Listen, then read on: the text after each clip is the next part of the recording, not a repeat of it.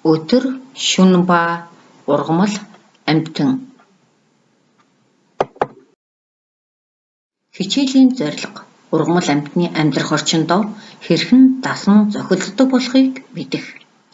Зорилт ургамал амьтны амьдрах орчны ялгаатай байдлыг ажиглан хэрхэн дасан зохицолдог болохыг жишээгээр тайлбарлах. Талхааны ургамлын орчны ялгаатай байдлаар нь арчлах энгийн аргыг мэдэх. Байгальтайгаа зөв харьцаж сурах. Хүүхдүүдээ талхааны ургамлыг орчны ялгаатай нөхцөлд ургах байдлаар нь гэрэлсэг, гоёмсог цэцгэлдэг ургамал, гэрэл дуртай, гоёмсог навчтай ургамал, сүүдэр дуртай, унжиж ургадаг ороон ургамал, сүүдэр тэсвэртэй, шүүслэг навчтай ургамал гэж ангилаад хаана байрлуулах талаар ярилцаарай. Багш нь гэрэлсэг, сарнай, гэрэл дуртай, хайтан, сүүдэр дуртай, авирган, сүүдэр тэсвэртэй, гоодол гэсэн цэцгүүдийг байрлуулсан байна. Яагаад ургамлыг өөр газар байрлуулсан бэ? Гой сайхан ургахад юу нөлөөлсөн бэ? Хүүхдүүд та нар юу гэж бодож байна? Зүйтэй. Гэрэл дулаан, ус чийг, агаар, хөрс бордоо ургах орчны ялгаатай байдал нөлөөлнө. Энэ талхааны цэцгийг сайн ажиглаа. Гунцсан цэцэг яагаад ийм болсон бэ? Мэдээж ус цэггүй, агааргүй, хөрс бордоогүй, гэрэл дулаан дутагдахад ийм болж болох юм. Дараах хүснэгтийг ажиглаарай. Ургамлын гадаад хэлбэр дүрсэд гэрэл хэрхэн нөлөөснийг ажиглаад ярилцаарай. Гэрэлсэг ургамлыг хангалттай гэрэлтэй үед, гэрэл дутагдсан үед хэрхэн ургасан бэ? Ажиглаарай.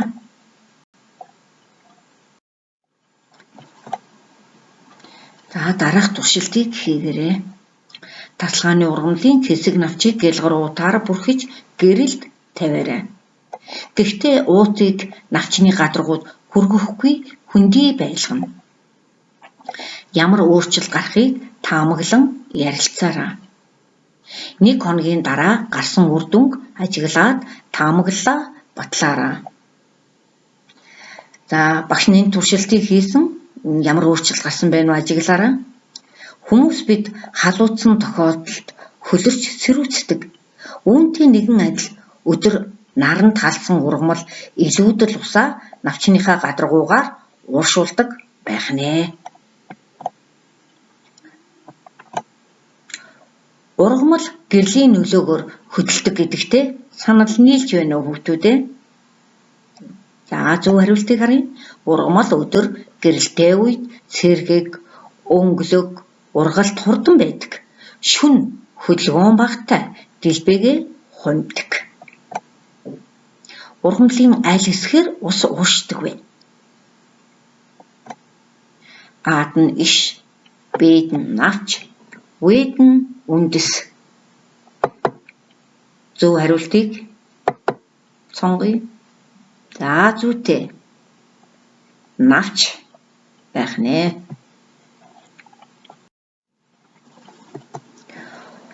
Ургамалд гэрэл хэрэгтэй. Харин амьтанд гэрэл нөлөөлдөг болов? Та нар юу гэж бодож байна?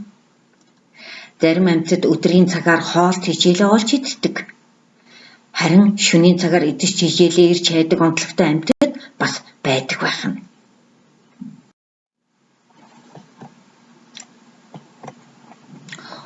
Өдөр ба шөнийн амьдралтай өөрийн сайн мэддэг амьтдын тухай ярилцаарай. Жишээлбэл ямар амьтан хаана амьдардаг тухай, тэд юугаар хооллолдог тухай, бас хоолт хичээлээ яаж барьж ичдэг тухай ярилцаж болох юм. Загас, сарсан багваахай, зараа эдгээр амьтдын тухай ярьж болох юм.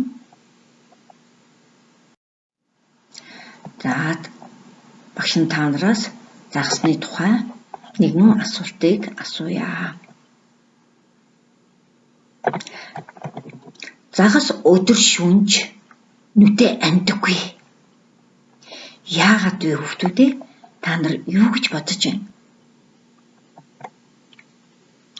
Загас өдөр шүнж нүдээ амдаггүй. Учир нь загасны нүдний зовх нь хөгжөөгүй болохоор нүдээ амдаггүй байх нэ.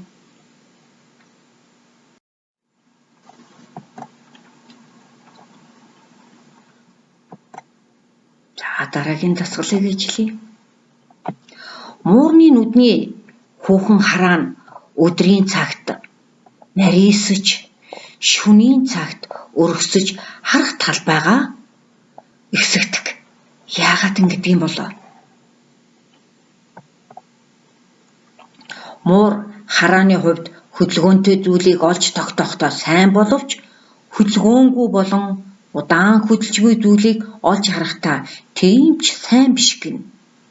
Муур нүдний хүүхэн хараагаа өдрийн цагт нарийсгаж, шөнийн цагт өргөсгөж харах талбайгаа ихсэгдэг байх нь. Энэ нь харааны хэмжээгээ хурдан өөрчлөх давуу талтай ажээ.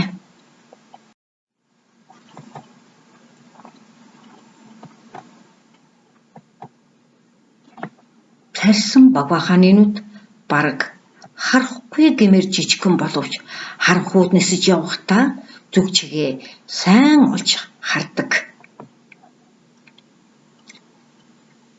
Яаж ингэж зүг чигээ олж шавжийг барьж иддэг юм болоо? Та нар юу гэж бодож байна? Тарьсан багваахаа шөнөөр шавж ангуулчиж хоололдог, нүдэн жижигхэн харанхуйд нисэж явахдаа зүг чигээ сайн олдог гин. Энэ нь түүний нүднийхээ оронд чихээ ашигладагт байдаг гинэ. Ингэхдээ тарьсан багваахаа ам болон хамраараа чанга дуу аваа гаргаж цуурайг том чихээрээ сонсож орчиндөө байгаа биетийн хэлбэр, хэмжээ, дүрс, хэр хол байгааг байрлалыг нь хамтаар нь яг л харж байгаа мэт мэдэж чаддаг ажээ. За хүүхдүүдээ багшнд гэрийн даалгавар өгье. Өдөр ба шөнийн амьдралтай нэг амьтдын талаар мэдээлэл цуглуулаарай.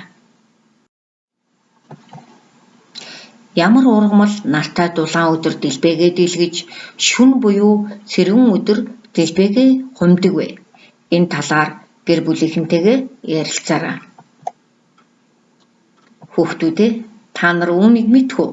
Цэцэгс агаарын өөрчлөлтийг мэдэрдэг. Тэдэнтэй амьтантай харьцаж байгаа юм шиг ярьж мэдэрч байгаарай. Цэцэгс яг л жижигхэн хүүхэд шиг ачилгаа шаарддаг. Хүүхдүүд та нар цэцэгсийг гомдоож болохгүй шүү.